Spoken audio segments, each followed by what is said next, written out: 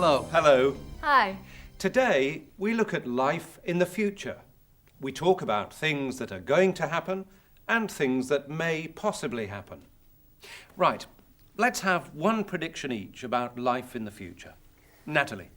In the future, the population of the world will certainly be bigger. And cities will probably be bigger too. Kevin, what about work in the future? Work. I think it's very likely that we'll work less. What about your prediction, David? In the future, we may possibly visit other planets. The population of the world will certainly be bigger. Cities will probably be bigger. It's very likely that we'll work less. We may possibly visit other planets. We may possibly visit other planets, or people from other planets may possibly visit us.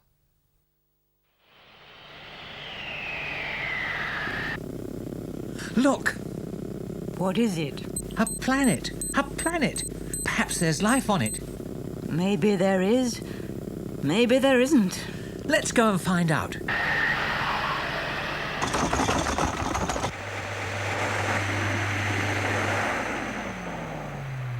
Come on, let's go and have a look. Wait, I must check. It's probably dangerous. What is it? Oh, quick! Let's get out of here. Do you really think we'll ever find a friendly planet? I don't know. Maybe we will. Maybe we won't.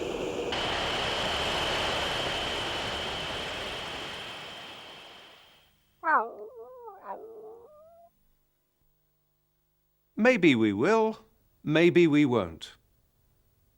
Maybe. Maybe, or perhaps.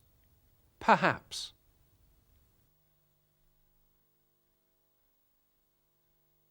What do you think life will be like in the future?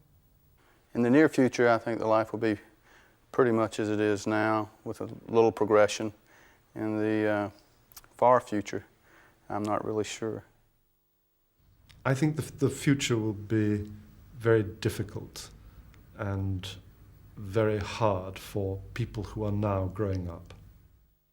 I think life in the future will be more computerized, and there will be more robots working instead of humans.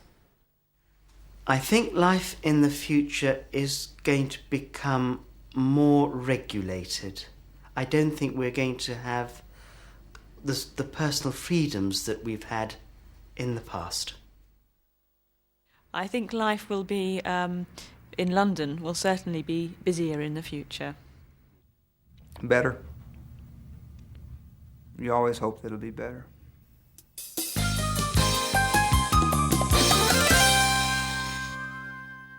Carl Schiller is talking to a British businessman about the new computer that Carl's company has produced. James and Julia have just arrived. Julia, this is Michael Preston. How do you do? How do you do? Michael Preston, James Brady. How do you do? How do you do? Please sit down.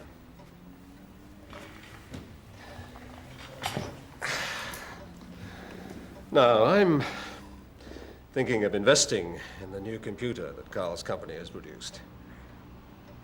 And I asked him if you could come to this meeting to talk about the advertising campaign. I'm very glad that you could come. Thank you. I've read your campaign plan. It looks very good. I only have a few questions, mainly about where you intend to place these advertisements. Well, as you can see from the plan, we intend to place them in family magazines and on early evening television. We want whole families, parents and children, to see them. But are you sure they'll be the right families? The right families? Well, Are you certain that the parents who read those magazines and watch those television programs are the people who will buy an educational computer for their children. Yes, we're quite certain. This research shows that... Good. I'm sure you're right. And I see that you're thinking of placing advertisements in teenage magazines. Yes.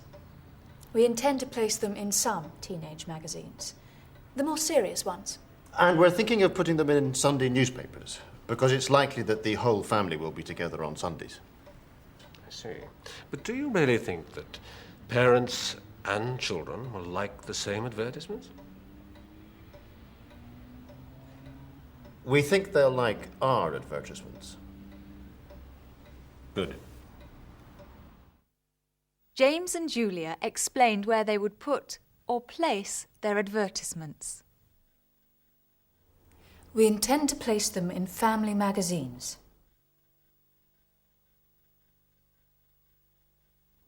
We're thinking of putting them in Sunday newspapers.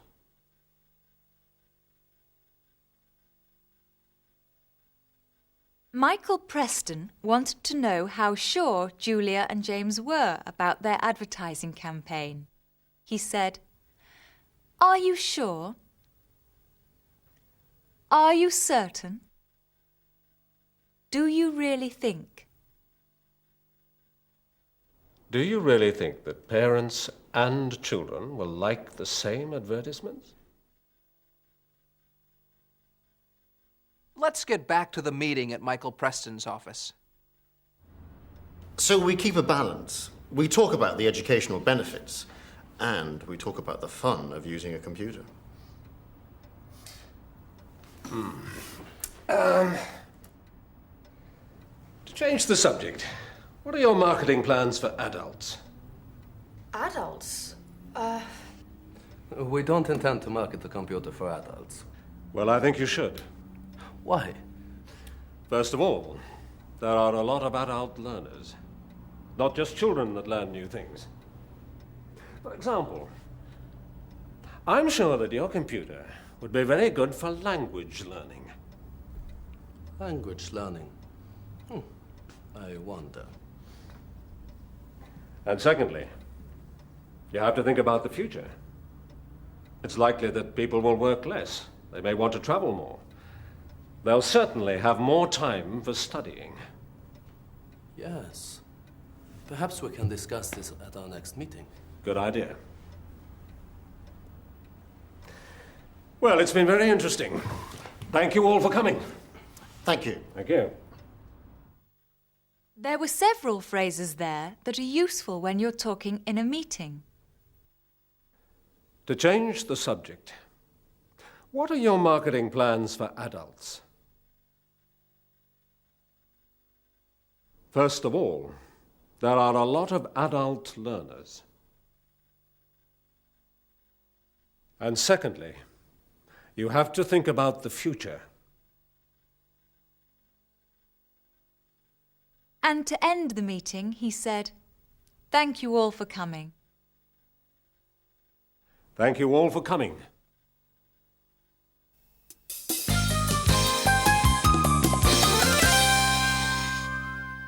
Life in the future. People who work in the energy industry, making electricity, have to look into the future to predict our needs, especially people who work in alternative energy, people who look for new ways of making electricity, such as photovoltaics. The man to explain photovoltaics and look into the future is John Hofner. His job is to provide electricity for the city of Austin in Texas. My area of specialty is alternative energy. I work in the generation planning division, and we look into the future to find out what alternative energy sources might make sense in Austin. For example, photovoltaic solar systems, fuel cells, wind energy, any renewable energy technology. And one of the ones that we're concentrating on is photovoltaics, because Austin has a great solar resource, and we also use a lot of electricity when the sun is out for people's air conditioners. Photovoltaic simply means converting light into electricity. Photo means light and voltaic means of electricity.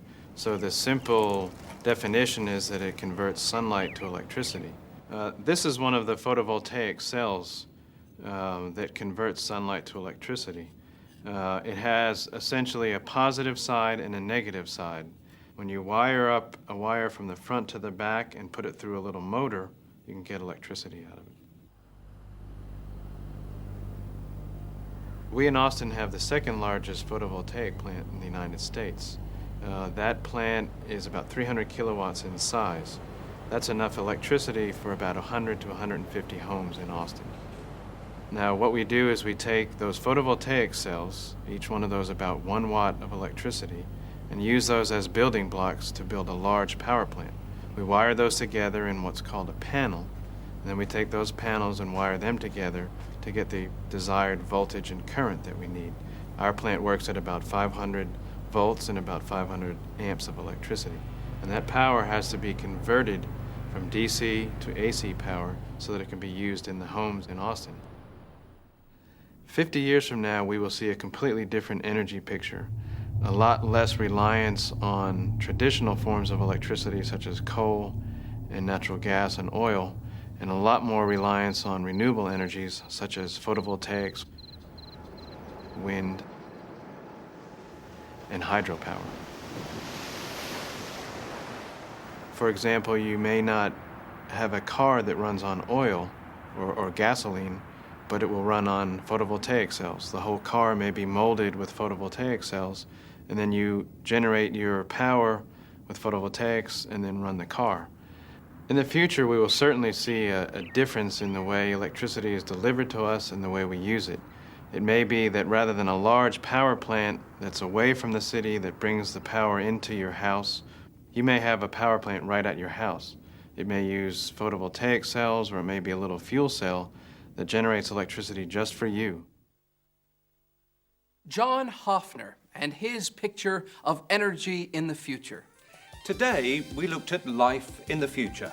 What may happen, What will probably happen, and what is certain to happen. So, thank you all for coming. Goodbye. Goodbye. Bye.